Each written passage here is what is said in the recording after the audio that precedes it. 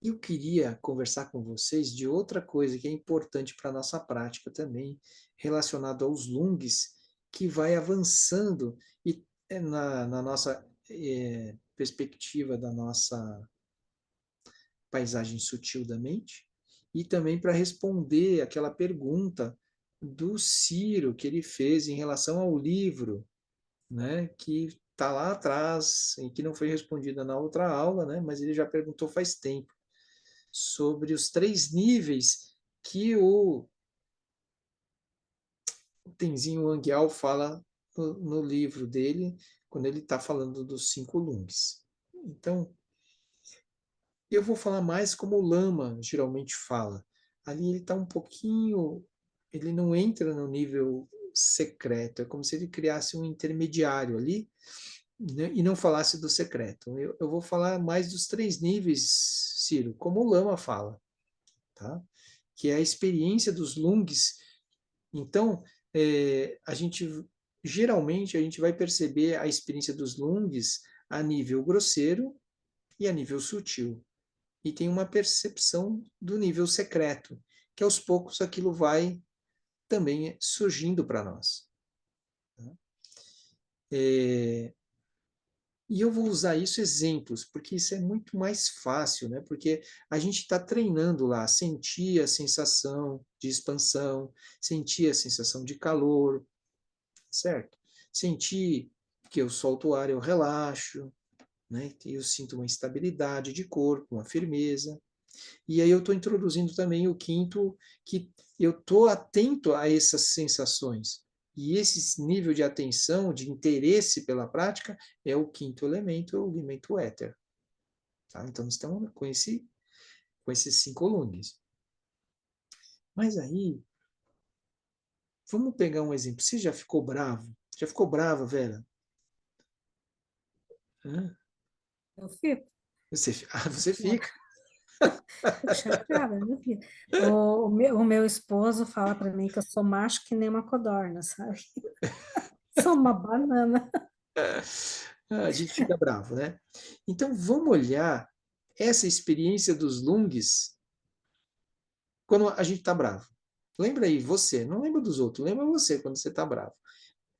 Veja, compara com a experiência que é sugerida, que a gente está estabilizando na prática. Quando você está bravo, como é que está a sua expansão? Você está inspirando assim? Não, né? A gente está respirando curto, né? Bufando. Até fala, bufando de raiva. Tem um calor na região do abdômen? Não, né? Geralmente o calor subiu, né, para a cabeça. Meu filho, não fica de cabeça quente, esfria a cabeça, a pessoa está brava, né? Aí, então, aí onde está o calor? Vejam, isso é um nível sutil que a gente não percebe. É grosseiro, mas aquilo é a emoção que está se manifestando. Então, na raiva, a energia sutil, né, faz com que a gente respire curto, que o calor suba para os olhos. Como é que está o relaxamento da pessoa? A água. A pessoa está bem relaxada quando ela está com raiva? Brava? Não está relaxada. Zero relaxamento. Está tenso. Os músculos se contraindo. Né? E a estabilidade dela, né? A terra dela, né? Já era, né? Ela está, né? Ela está trancando, está tudo muito rígido, né? Porque o relaxamento, aí e aquilo é complicado, né?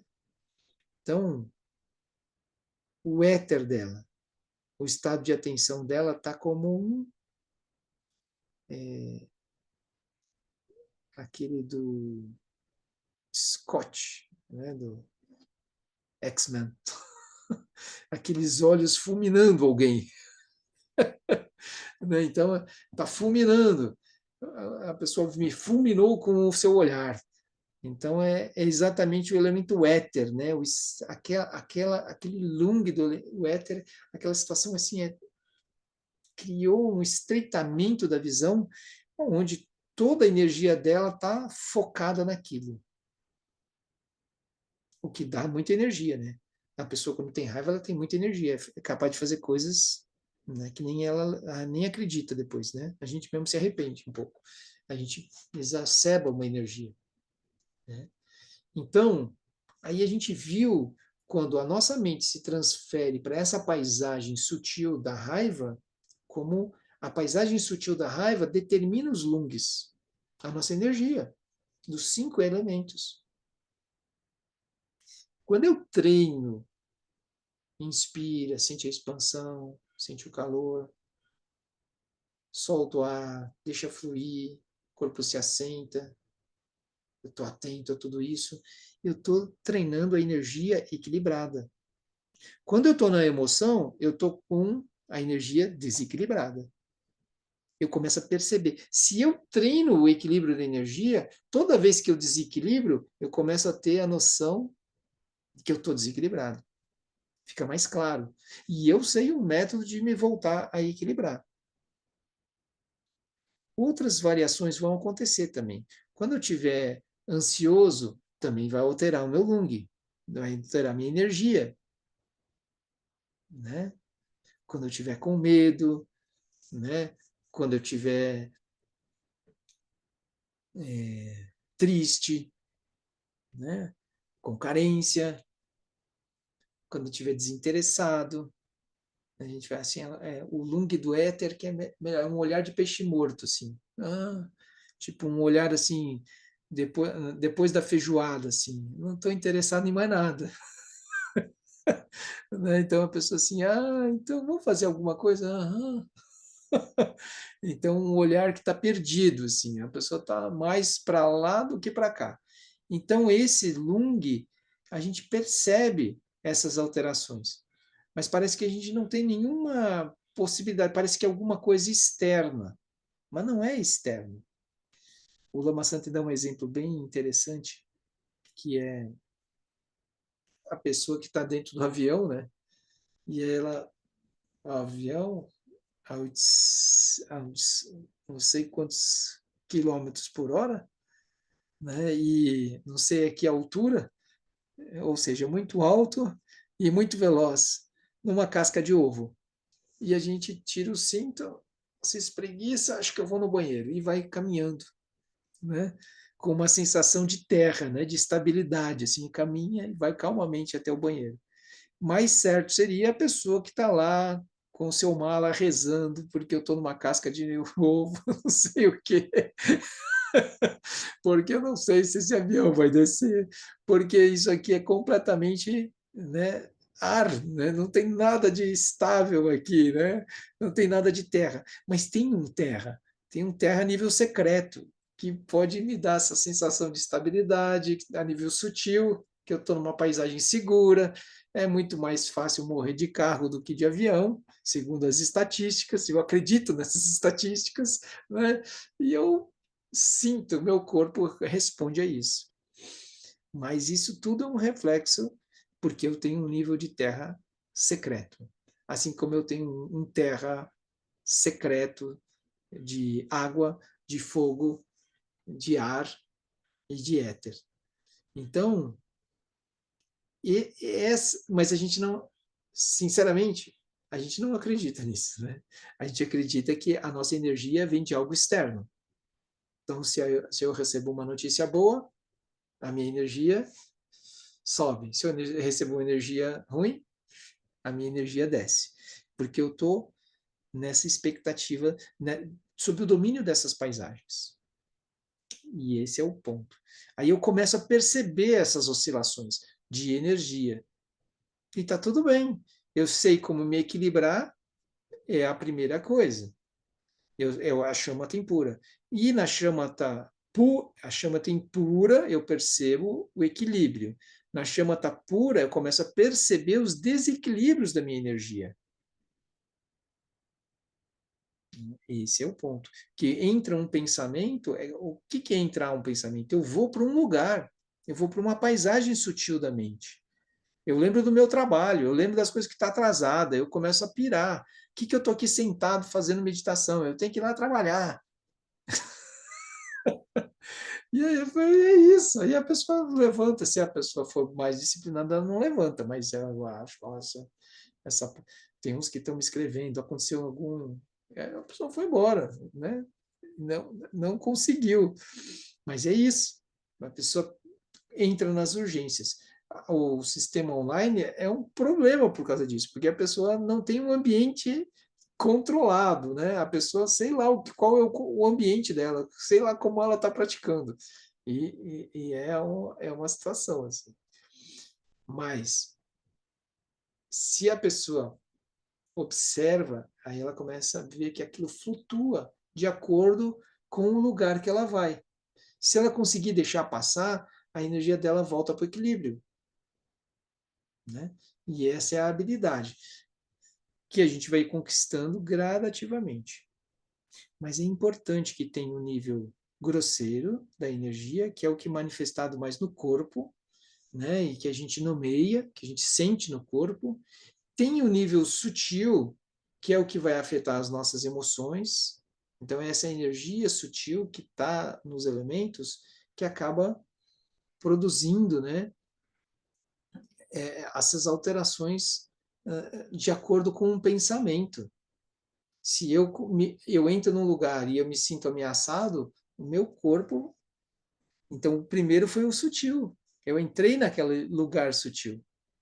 Então, eu, eu posso me sabotar, eu achar, eu tenho. Então, eu tenho tendências ar. Então, o que seria uma tendência ar? Penso, penso, penso, penso. Tem um movimento da mente. Eu penso, eu penso, eu penso, eu penso. Ai, podia fazer isso, podia fazer aquilo. Mas não consigo fazer, né? O que seria uma tendência água? Eu relaxo, eu descanso, eu me largo, eu me solto. Daqui a pouco, vamos fazer alguma coisa? Acho que não, acho que estou bem aqui. Aí a pessoa, o excesso de água faz com que a pessoa também relaxe demais. Fica um largado. Aí vai chamar o excesso de água, vai chamar de preguiçoso. Ô, meu, vamos se mexer. Não, tá bom, estou bem, né? Aí você sacou a corda, não, assim. A água pode ser, a pessoa pode ficar até deprimida, né? Muita água, né? Terra é firme, firme, firme, mas o excesso de terra é teimoso. Aí a pessoa, você chama uma pessoa terra, posso contar com aquela pessoa é firme, mas puxa, eu tenho que fazer do jeito dele, porque se eu não fizer do jeito dele, não vai rolar. Porque a pessoa tem uma firmeza implacável, é um terra, né? Mas aí a gente tem que equilibrar um pouco de terra, um pouco de água, ou seja, eu tenho uma firmeza, mas eu também tenho que ceder um pouco. Ceder é água. Aí eu tenho que ter iniciativa, que é fogo. Aí tem aquele excesso de fogo, é fogo de palha. Vamos fazer, vamos, vamos. Daqui a pouco a pessoa, cadê a pessoa? Acabou o fogo, foi fazer outra coisa. Só atiçou os outros e ó, né? Vazou. Né? Por quê? Porque ela não consegue dar sustentação, né? Então, precisa ter um pouco de fogo, tem que ter iniciativa, né? Ela, coisa. Aí o fogo, aí o ar vai, não, não, peraí, não vamos fazer ainda, vamos pensar um pouco melhor. Que pensar que nada, o cara fogo quer fazer, fogo e terra, vamos fazer, depois a gente vê. Não, não, não, vamos planejar. Não, era bom ter planejado um pouquinho, mas se também só ficar planejando, não faz. Então a gente planeja um pouco, faz um pouco, né? E tudo isso a gente tem brilho nos olhos, a gente tem um interesse de fazer aquilo, onde que está o nosso brilho? Né? Tem coisas que a gente brilha, tem coisas que a gente não brilha. Né? Aí aqui é muito comum, o pessoal pergunta, e aí, brilha para você isso? Ou seja, né, tem o éter, né? Então a gente está aqui buscando ter um nascimento positivo, né? Um nascimento como o Bodhisattva, aquele que traz benefício aos seres. Aí brilha para você? Aí de vez em quando assim, tá, mas aí eu ajudo os outros e quem me ajuda? Aí a pessoa não entendeu ainda. Aí a gente vai precisar conversar sobre a motivação, né? Porque essa motivação não é essa estreiteza, né? De que eu, meu. Tem um grau de interdependência que está acontecendo o tempo todo. Esse eu já está recebendo muitas coisas. Quando ele pergunta quem me ajuda, ele já não está vendo que ele está sendo muitas vezes beneficiado. Ele está num lugar que ele não viu, mas ele já está recebendo inúmeros benefícios. Mas ele não está sentindo isso. Da onde ele está olhando, ele está achando que ele precisa mais. Então está num ambiente de carência. E ele não acha que tem espaço para ajudar os outros, ele acha que precisa se ajudar primeiro. Então aí tem a noção de interdependência. No budismo, que vai falar assim: olha, a gente já recebe muitas coisas. A gente todo o tempo está recebendo.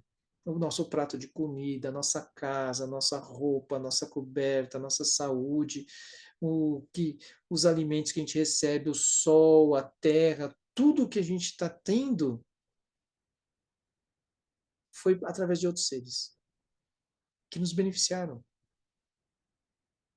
E aí, o que nós vamos fazer com essa energia? A gente vai equilibrar a balança, a gente vai oferecer essa energia para beneficiar os seres. Essa interdependência é super importante. Mas aí a pessoa pergunta: pá, se eu ajudo os outros, eu não me. E depois, na hora de me ajudar, não me ajudam. Ela está com expectativa, está cobrando. Fez um cálculo, assim. E aí ela pediu alguma coisa e não foi atendida, está magoada. Ela está querendo fazer escambo com o transcendente. Ó, eu estou fazendo a minha parte. E aí, você vai. Ela está barganhando.